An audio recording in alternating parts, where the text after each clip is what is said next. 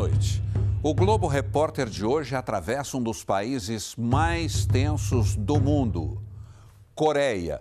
Como é a vida de um povo dividido por uma guerra? As duas Coreias, que impressionam pelas diferenças, são, na verdade, uma só terra ligada pelas mesmas tradições. Nas montanhas, descobrimos as torres de pedra, o que elas significam.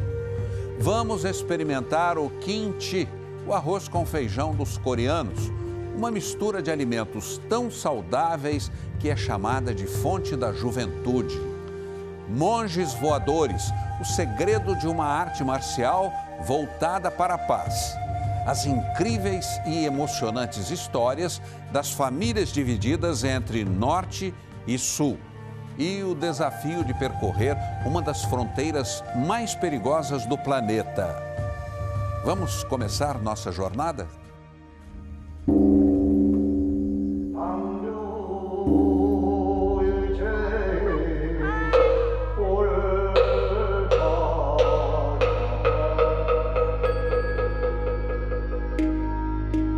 No momento em que os olhos do mundo se voltam para este ponto do planeta, vamos atravessar um país marcado pela guerra.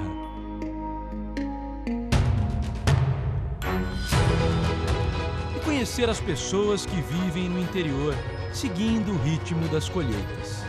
Ou na correria das grandes cidades, contrastes de uma nação sobrevivente, que se reergueu investindo em educação de qualidade. Vamos ver os campos, os templos e o mar ao redor do povo das montanhas.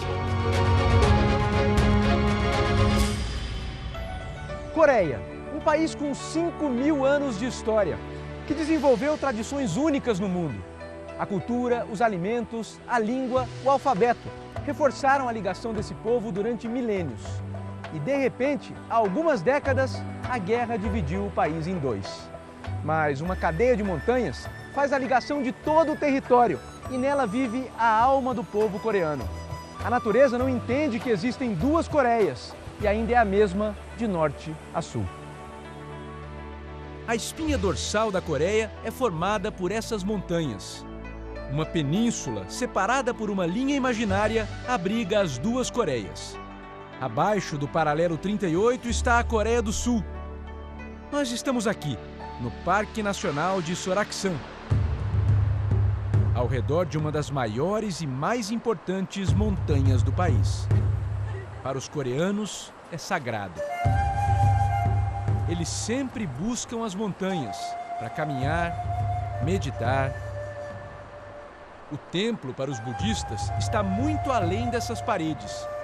Está no rio, nas trilhas e nas torres de pedra.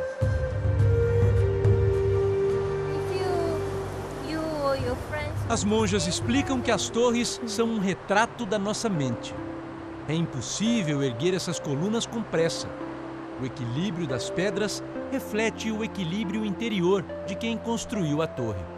E uma outra lição: para realizar grandes sonhos, é preciso dar valor às pequenas coisas, assim como uma grande torre precisa de pequenas pedras. Na época das cheias, a força da água derruba as torres, ou seja, elas vão ficar de pé até a próxima estação chuvosa. A monja conta que quando um visitante volta ao templo e não encontra a torre que construiu, reage assim. Um lamento que, para elas, não faz sentido. O fim de um sonho é o início da construção de outro. Parece um labirinto, mas é o contrário disso. Um labirinto é feito para confundir. E para os coreanos, o gesto de empilhar pedras significa organizar o coração. E assim eles vão erguendo essas torres, que são feitas de paciência, esperança, sentimentos e pedidos. Eu vou aproveitar a minha passagem por aqui para pedir um pouco de paz.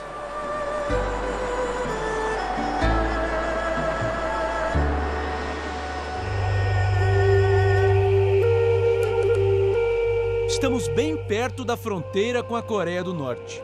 No dia em que gravamos na montanha, pertinho dali, 4 caças e 2 bombardeiros dos Estados Unidos realizaram uma simulação de ataque sobre a Península da Coreia. Dias antes, a Coreia do Norte havia lançado um míssil que atravessou o céu do Japão e caiu no mar. Registramos a movimentação de tanques e soldados na estrada. Nós estamos a cerca de 70 quilômetros da fronteira com a Coreia do Norte e aqui na estrada é constante a movimentação de tropas. A divisão entre Norte e Sul separou muito mais que 2 países. Você já imaginou viver separado dos seus irmãos, do pai, da mãe, às vezes do filho, querer estar perto deles todos os dias e a menor distância possível ser essa aqui? Você no alto de uma montanha, olhando a terra onde você nasceu, assim, de longe. O Sr. Lin, de 85 anos, sempre vem até este mirante. Quis saber de onde somos? Brasil. Ele é da Coreia do Norte. Depois da guerra, nunca mais pôs os pés do lado de lá. Conta que até hoje não conseguiu voltar para ver a família. O filho nasceu na Coreia do Sul e sempre que pode, traz o pai até aqui.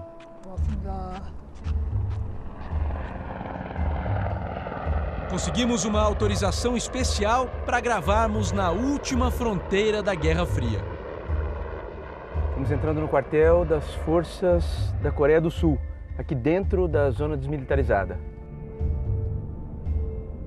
A chamada DMZ é uma faixa de terra de 4 quilômetros de largura que separa as Coreias de ponta a ponta. Fomos levados até um ônibus do exército. Os soldados nos conduziram até o local de onde se vê um povoado norte-coreano. Aquele vilarejo fica na Coreia do Norte e os sul-coreanos costumam chamá-lo de a Vila da Propaganda. Eles acreditam que ali não mora ninguém. Um sinal disso é que todas as noites as luzes se acendem e se apagam no mesmo horário, todas elas ao mesmo tempo. Ao fundo, música e vozes se confundem nos alto-falantes que ecoam de lá. E a paisagem que vemos daqui nos lembra que as montanhas unem o povo coreano. Os combates acabaram, mas as Coreias nunca assinaram um acordo de paz. Tecnicamente, ainda estão em guerra. Em 1953, um armistício selou a trégua que dura até hoje. Aqui os guardas da Coreia do Sul e ali do outro lado os guardas da Coreia do Norte que se encaram o tempo todo, olho no olho. Eu não posso nem apontar para lá, é proibido fazer qualquer gesto que possa significar alguma comunicação com a Coreia do Norte, porque eles podem interpretar isso como uma provocação. O soldado da Coreia do Norte fica lá do nascer do sol até o pôr do sol. E os soldados do Sul deram para ele o apelido de Bob. Nesses galpões fica o único ponto de contato entre os 2 países. Estas imagens de 2013 mostram representantes do Norte chegando à Coreia do Sul em mais uma tentativa de negociar a paz. Dentro do galpão principal, nem é preciso cruzar a fronteira para conversar. Os 2 países têm lugares marcados aqui. A fronteira passa no meio da mesa. Além daquela porta fica o território da Coreia do Norte. Nós tecnicamente já estamos no lado norte-coreano, mas abrindo aquela porta a gente passa para o lado de lá. E ali fica um guarda sul-coreano enquanto os visitantes da Coreia do Sul estão aqui dentro da sala. Essa mesa foi usada pela última vez para conversas em 2009. Desde então a tensão vem aumentando entre os 2 países e agora parece pouco provável que eles se sentem de novo aqui a essa mesa para conversar tão cedo.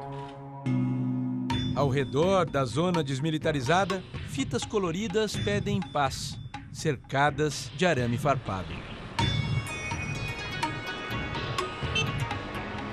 Nas ruas de Seul, a porta de entrada para a Coreia do Norte pode estar em lugares como este. São as associações de famílias separadas pela guerra. A sala pequena é tomada pelo som do velho gravador e pelas lembranças do Sr. Shin. Ele se emociona ao ouvir a mensagem deixada pelo pai. Há quase 70 anos, os dois vieram juntos para o sul. A guerra começou e o Sr. Tim não teve mais notícias da mãe, da irmã e do irmão mais novo, que ficaram do outro lado da fronteira, na Coreia do Norte. Até que um dia, um missionário foi para lá, trouxe esta carta e publicou num jornal. Era o irmão do Sr. Tim, procurando por ele. Claro que foi uma grande emoção, ele conta. No meu caso, mais ainda, porque eu achava que o meu irmão tinha morrido. Os dois combinaram um encontro na China. Foram 3 dias juntos e um abraço que não sai da memória. Como esses encontros ainda são proibidos, é preciso proteger o rosto de quem ainda está do lado de lá. Esse aqui é o Sr. Tim e esse é o irmão dele, na primeira vez que eles se encontraram. O momento do reencontro, né? O Sr. Tim diz que na primeira noite eles nem conseguiram dormir. Ficaram colados no gravador. O pai já não podia viajar e gravou a mensagem que o Sr. Tim até hoje não se cansa de ouvir. E essa é só uma das 130 mil famílias divididas pelo conflito entre o Norte e o Sul. Poucas conseguiram se encontrar. Durante 20 anos, os governos permitiram a reunião de 100 famílias por ano. Um almoço, um abraço, uma emoção intensa depois de décadas de saudade. Desde 2014, até mesmo esses breves momentos estão proibidos. O Sr. Kim participou do primeiro desses encontros, em 1994. Ele também nasceu na Coreia do Norte. Quando tinha 19 anos, o exército americano chegou até a cidade onde morava e ele se juntou às tropas. Por quê? Eu queria comer, ele diz. Não tínhamos nada em casa. Se fosse para o exército, eu sabia que teria comida. A guerra acabou e ele ficou no sul, longe dos parentes e longe de um final feliz. O Sr. Kim acha que a questão das famílias separadas vai acabar em 5, 7 anos no máximo. Nós já somos muito velhos, ele diz. O Sr. Tim concorda. Todos os dias recebemos notícias de que pessoas estão morrendo. É um problema urgente e nós não temos tempo. Está acabando. Na parede da associação, eles olham para o mapa de uma só Coreia, sem a fronteira entre o Norte e o Sul. A linha que divide os países dividiu a vida desse jovem em antes e depois. Kang nasceu na Coreia do Norte. Em 1998, aos 14 anos, fugiu do país. Junto com os pais, conseguiu cruzar uma das fronteiras mais vigiadas do mundo. Kang nasceu numa família de artistas. O pai tocava trombone. 트럼본도 부셨고 트럼본을 A mãe, violino. 근데 어머니는 바이올린 치셨고. Nenhum dos dois conseguiu emprego em Seul e vivem na economia informal. O desemprego e as dificuldades econômicas são um problema comum entre os 30 mil norte-coreanos que abandonaram a terra natal e cruzaram a fronteira.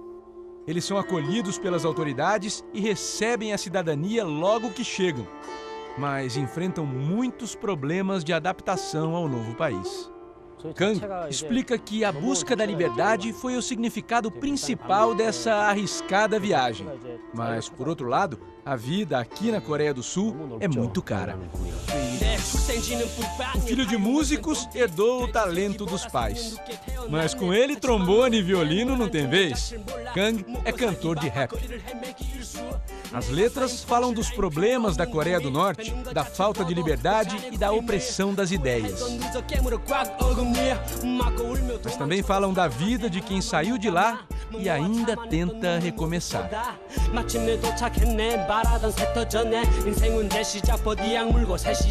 Ao cruzar a fronteira, Kang perdeu o contato com a terra natal. E hoje, a visão que ele tem é a mesma de todos nós. Na foto da estação espacial, o contraste impressiona. Enquanto as luzes no sul resplandecem, é difícil até enxergar o contorno da Coreia do Norte, que se mistura à escuridão do mar. Como eram as noites na Coreia do Norte? Que lembranças você tem? 옆에 사람들이 죽어가고. As noites eram escuras, ele diz. E conta que, quando tinha que estudar à noite, pegava uma lata, enchia de óleo, acendia aquilo e ficava estudando naquela luz fraquinha, porque não havia energia elétrica. 이렇게 죽지 않을까. 네, 저는 여기 왔을 때 Quando eu vim, ele diz, fiquei muito surpreso com tudo isso. É luz 24 horas, nunca tem escuridão. As luzes de Seul iluminam as tatuagens que ele traz no braço. De um lado, o próprio nome, que significa Revolução da Primavera. Do outro, uma data, 9 de março de 1998, o dia em que ele deixou a Coreia do Norte. 어린 마음에 Só me lembro de correr muito. Eu corri na frente porque eu estava com muito medo. 부모님들과 동시에 Meu pai falava para eu correr e eu saí correndo. Kang explica que gravou a data na pele para nunca se esquecer de quando correu para a liberdade, mesmo quando estiver bem velhinho. Onde nós encontramos hoje essa ideia de uma Coreia só? Onde o norte e o sul se encontram? A resposta é kimchi, uma palavra que desperta a memória afetiva do Sr. Kim e do Sr. Chin. Eles contam que sentem muita falta do kimchi que comiam quando ainda eram crianças, lá na Coreia do Norte. 그래도 봄바탕 김치하고 된장은 이제 안 버려지지. Lembranças saborosas de um tempo que não volta mais. Preparar o kimchi é um grande momento de reunião da família. Aquele gostinho de infância está na mistura dos ingredientes. O kimchi ele tem a receita básica, mas acaba que muda muito de região para região e de família para família também. A receita da mamãe, né? Henrique veio estudar aqui há 10 anos. Caí de paraquedas assim num planeta diferente para mim. Tive que aprender tudo do zero. Mas o amor tornou tudo mais fácil. Ele se casou com a Ji-young. Você, Ji, fala português? Sim, né? Quase. Muito bem, muito bem. Qual o seu papel aí, Henrique? Eu fico esperando ordens. O que eu tenho que fazer? Depois do primeiro kimchi, ninguém escapa. A sogra do Henrique é a chefe e o sogro tá de olho. Pouco antes de eu me casar, eles me convidaram. Aí você já viu que ia casar mesmo. né? Eu vi que o negócio tava ficando sério. O kimchi, essa mistura de verduras e temperos, é como se fosse o arroz com feijão dos coreanos. Durante o tempo em que estivemos aqui, lá estava ele, em todas as refeições. Normalmente pode colocar açúcar, mas em vez de açúcar ela prefere colocar isso aqui que é pera. Então, para dar um sabor mais doce, eles colocam isso para equilibrar com o sal que vai colocar. Isso é um pouco o também. toque pessoal dela, não é? É. O kimchi sempre foi feito uma vez por ano no final do outono. Uma forma de estocar comida durante o inverno rigoroso, em quantidade suficiente para durar até as próximas colheitas. E até hoje é assim. Acelga, cebolinha verde e gengibre. Pode ser também de repolho ou nabo. Mas a estrela é esse pó vermelho. É o que parece, né? Parece pimenta e é pimenta. E é pimenta. Uma comida muito saudável. O kimchi, ele passa por uma fermentação, né? Ele fica com lactobacilos vivos, como o leite fermentado que a gente toma. Então, imagina, na comida do dia a dia dos coreanos, eles estão ali ingerindo uma coisa que é muito boa para digestão e dizem que ajuda a prevenir câncer e vários outros benefícios. Esse é o segredo de um kimchi gostoso, feito no capricho. Fica tudo guardado nessa geladeira com regulagem de temperatura especial, para fermentar aos poucos. Nem muito frio, nem muito quente. Mas ainda usam também esses potes de cerâmica tradicionais. Faz parte da identidade cultural dos coreanos. Tem até um parque em homenagem ao kimchi. A grande mestre é a senhora Kim. Ela conta que o kimchi é como uma fonte de juventude. Tem muitas fibras e nutrientes que, através da fermentação, eliminam toxinas e fazem uma faxina geral por dentro e por fora. Até a pele fica bem bonita e lisinha. Pelo que eu estou entendendo, o kimchi é um dos segredos da sua beleza. Vamos ver uma artista trabalhando? paleta de sabores e aromas impressiona. O que será? Quantos ingredientes misteriosos. 모르겠어요. camarão 자, seco 이거는 e ralado. Camarão. 네, 이거는 밤이에요, 밤. 밤을 채를 썰은 거고요. 이거 다 먹어봐. Tentando adivinhar, que eu tô perdendo feio. 자, 이거는 Ingredientes do mar e da montanha combinados. Alimento para o corpo e para a alma do povo coreano. Mel. Até mel vai no kimchi. 포기김치, 백년김치 한번 드셔보세요. A porção é generosa, não dá nem para falar. 따봉. Muito bom. muito bom. 최고. Eu quero mais. 저기 Posso mais um? 한 번 더. 싫은데?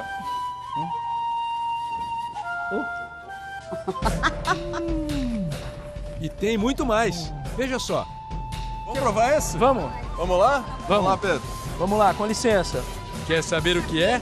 Quem não arrisca, não petisca.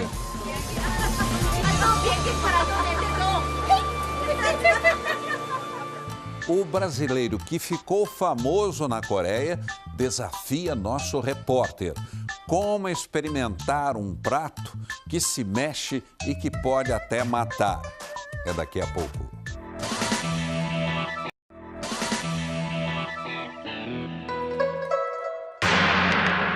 Seul. Uma cidade moderna, vibrante, o centro da vida do país desde quando a Coreia era uma só. Há mais de 100 anos, surgiu aqui, às margens do rio que corta a cidade, o mercado Gwangjang, um lugar que reunia comerciantes de toda parte. E até hoje, ferve de gente o dia todo. Muito além das montanhas, o gosto pelos pratos típicos coreanos também une o norte e o sul. As duas Coreias têm as mesmas raízes e os mesmos sabores. E quem vai me acompanhar aqui no mercado é o Carlos Gorito. Tudo bem, Gorito? Beleza, Tudo Pedro? bem. Tranquilo. Brasileiro, já mora 10 anos aqui em Seul e conhece tudo o que está acontecendo aqui. É verdade. Você tem muita coisa para me explicar, viu, Nossa, Gorito? tem muita história aqui na Coreia, Pedro. Mas antes vamos aprender algumas palavrinhas coreanas. 안녕하세요. Annyeonghaseyo é olá. Vamos provar? 감사합니다. Kamsahamnida. Kamsahamnida quer dizer obrigado. Alga, Oh, né? Kim, isso. Essa alga eles comem com arroz. Esse mercado pra mim tem um significado todo especial, né?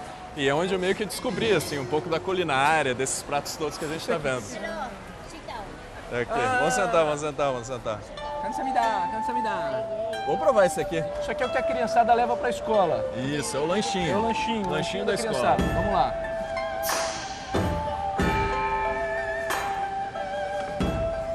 Muito bom. Receber com as duas mãos é um sinal de gentileza, não é isso? Isso, sinal de respeito, gentileza. Olha só, pensando um monte de coisa aqui. Quantos hábitos diferentes e quantos sabores exóticos. O que você mais estranhou quando você chegou? Você lembra? Não? E agora, meu Deus, como é que vai ser isso? A comida. Todo dia era uma coisa completamente diferente do que eu estava acostumado, né? A começar pelo café da manhã. Aqui na Coreia é muito normal você tomar uma sopa, comer arroz no café da manhã. Você me dá. Como é que eu falo muito bom em coreano? Muito bom. Ah, da comida, né? É, Gostoso? gostei. Oh, massoya. Ah, macho. Não existe maneira mais gostosa de aprender mais uma palavra coreana. Machisoyo. Esse aqui parece mais familiar, quase um nhoque. Mas não se enganem. Será que é tomate ou é pimenta? Eu acho que é pimenta.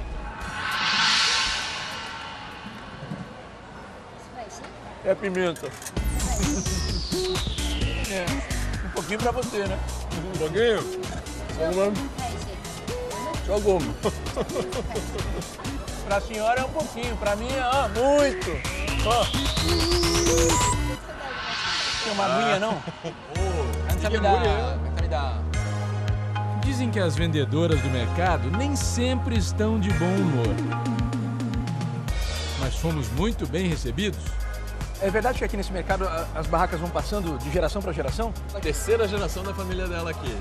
A avó tava, passou pra mãe e agora ela tá tocando a barraquinha. Já tem 30 anos que ela tá tocando aqui. 30 anos aqui. Bastante tempo. Olha só. Parabéns. 잘 먹었습니다. 감사합니다. Ó, palmas pra ela. 감사합니다. Morito, como é que você veio parar na Coreia? É uma longa história.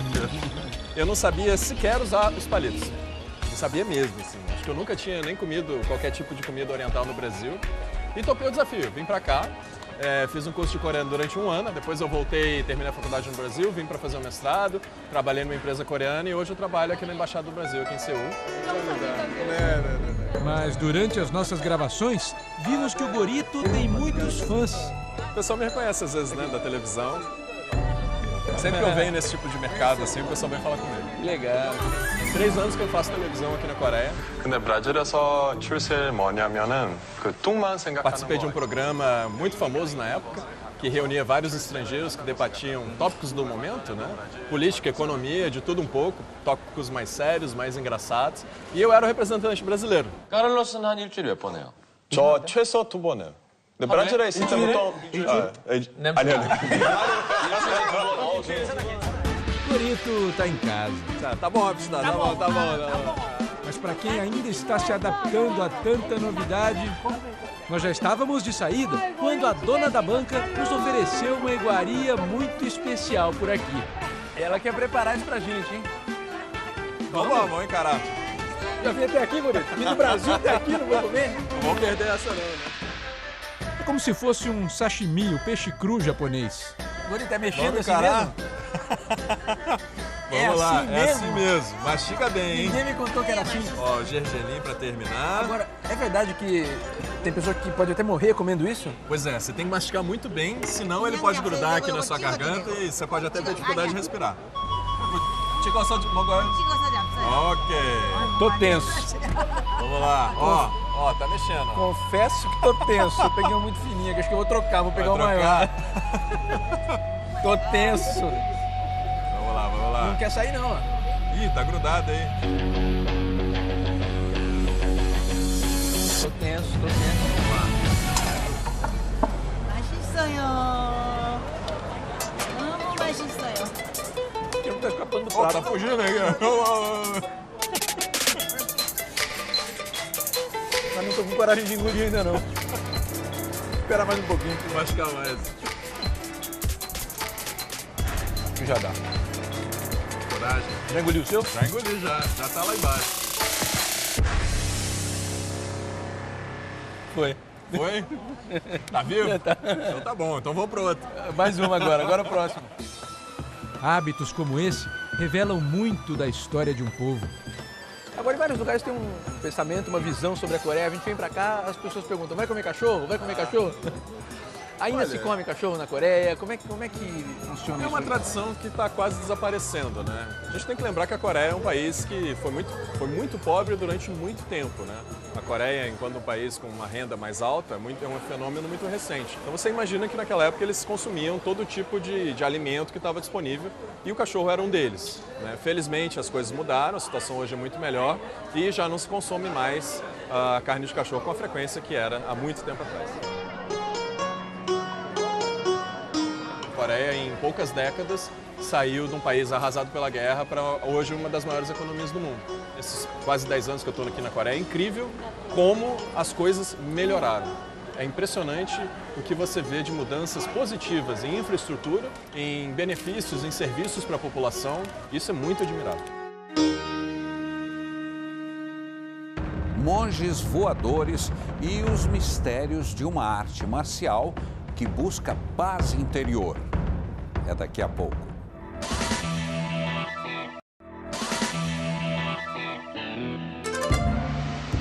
O trem-bala liga as principais cidades da Coreia do Sul.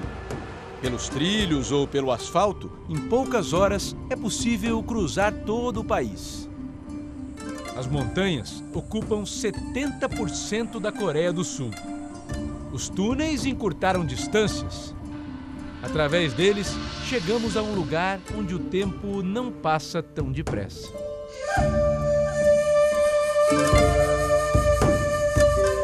Essa é Hamyang, no interior da Coreia do Sul. 400 anos nos separam dos nobres que viviam aqui. Lugares como este são chamados de Hanok. Aqui viviam os aristocratas da região sul da Coreia. O 18º descendente do grande sábio de Hamgyong nasceu nesta casa. 예, 5살까지 여기서 살았습니다. Ele está dizendo que nasceu aqui nesse quarto, onde eu vou dormir essa noite. Ele viveu aqui até fazer 5 anos. Viajou pelo mundo, estudou na Inglaterra. Hoje em dia, hospeda viajantes que buscam conhecer as tradições coreanas. O guia local nos conta que, para chegar até onde moravam as mulheres, era preciso passar pela Casa do Nobre. Ou seja, elas ficavam quase escondidas no interior de pátios como este. O aquecimento é assim. O calor da lenha no fogo deixa o chão bem quente. Em noites frias como esta, esse sistema é fundamental. Dormir no Hanok é como voltar ao passado. O silêncio do vilarejo, essa paz, tudo convida a uma viagem no tempo. O quarto não mudou quase nada desde que o dono da casa nasceu. E, tirando a eletricidade, tudo mudou muito pouco nesse lugar que existe há mais de 400 anos. Agora eu vou arrumar minha cama. Minha cama não, meu pedacinho de chão. Para aproveitar melhor o espaço, todos os dias eles arrumam um lugar de dormir. Começa assim, com essa espécie de edredom bem fininho. Acaba forrando o chão. Depois, essa espécie de forro, né, que serve de lençol. Mas já é bem quentinho. Agora o cobertor. Quentinho. Tem um aquecimento que vem lá do chão. E o travesseiro. Agora eu vou fechar a janela e um detalhe. Ela é de papel. A mesma técnica usada há mais de 500 anos. Um papel que ao mesmo tempo é arejado e impermeável. É minha proteção por essa noite. Com licença. Até amanhã. Ainda temos muito chão pela frente. De volta para a estrada, seguimos viagem até o alto desta montanha. Aqui vivem os guardiões de um tesouro muito antigo, a sabedoria Zen.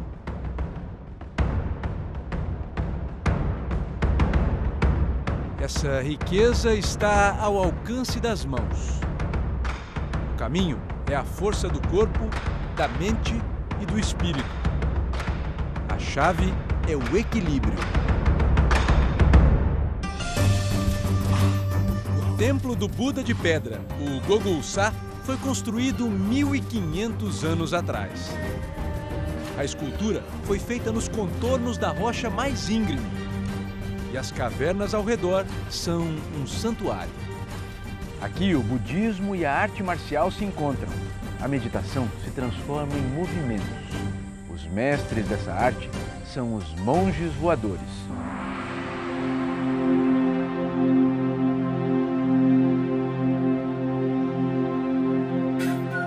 Por alguns instantes, eles flutuam diante de nós. Essa técnica se chama Sun Mudo.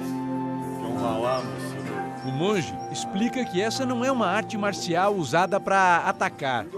O Sun Mudo é para fortalecer o coração e aguçar a concentração. Os monges budistas são de paz, mas os saltos são como golpes.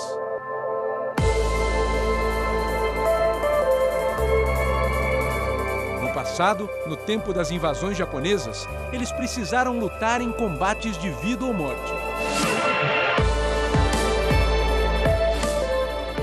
Como é saber voar?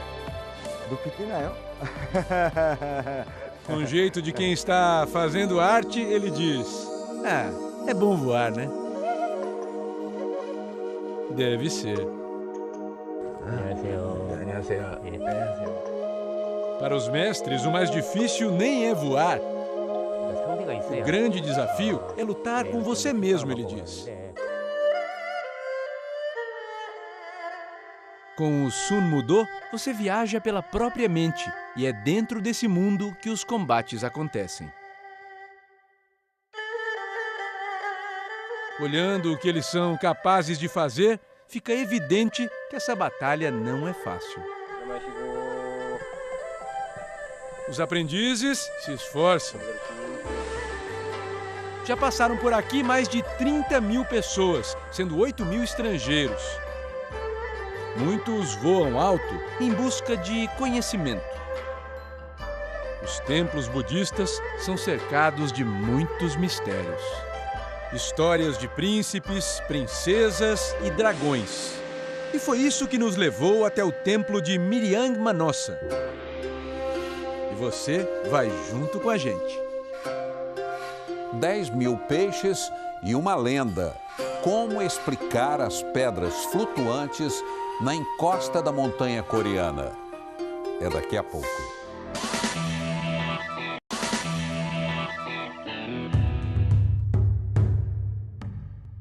Manossa significa o templo dos 10 mil peixes. Mas onde eles estão, se nós não vimos nenhum peixe? Diz a lenda que um príncipe procurava um refúgio na montanha para descansar. Os peixes subiram voando atrás dele e aqui no alto se transformaram em 10 mil pedras. O príncipe era filho do rei dragão e teria vindo do Mar do Leste. Dizem que ele se transformou nesta grande rocha sagrada e repousa aqui dentro até hoje. Os peixes petrificados são ainda mais enigmáticos. Formam um leito de pedras flutuantes e algumas têm som de sino. Fomos ao encontro do monge que vive aqui. E o senhor acredita que essas pedras eram peixes? Se o senhor acreditar, eu acredito também. Com a tranquilidade de quem prepara um chá, ele nos explica que acreditar ou não nem faz muita diferença. O mundo de Buda é diferente do mundo da ciência. A gente não consegue ver ou provar que ele existe. No mundo de Buda, essa história bem que poderia ser real. Para o monge, difícil é acreditar numa outra guerra entre as Coreias. Ele diz que a grande preocupação é com as influências externas. No mês passado, Donald Trump esteve na Coreia do Sul. We hope to God we never have to use. Logo depois, incluiu a Coreia do Norte na lista de países que patrocinam o terrorismo. Isso permite que os Estados Unidos apliquem novas sanções contra o governo de Kim Jong-un. Em meio a esse clima de tensão, um soldado da Coreia do Norte decidiu arriscar a própria vida e fugiu. Atravessou uma das fronteiras mais vigiadas do mundo. As câmeras sul-coreanas mostram o carro vindo em alta velocidade até cruzar a linha que separa os dois países. Na perseguição, os soldados do norte invadiram a Coreia do Sul e violaram o armistício. O fugitivo levou 5 tiros até cair no chão. As câmeras infravermelhas mostram os soldados do Sul arrastando o corpo dele até um lugar seguro. No hospital, os médicos constataram que, além dos ferimentos, ele estava subnutrido e com verminoses, um sinal das condições precárias da vida no norte. Quando acordou do coma, o soldado perguntou se tinha mesmo conseguido chegar à Coreia do Sul. Nos últimos dias, novas provocações. Um míssil intercontinental, manobras aéreas, caças americanos invisíveis aos radares. E a guerra de palavras continua. Mas se depender de coreanos como o monge do Templo Manossa, não vai haver confronto. Nós somos o mesmo povo, nós temos os mesmos costumes, o mesmo sangue. Eu acho que, se depender só de nós, a guerra nunca vai acontecer. Se você quiser rever o Globo Repórter de hoje, acesse o Globoplay. Fique agora com Máquina Mortífera, a série. Uma boa noite e até a próxima sexta.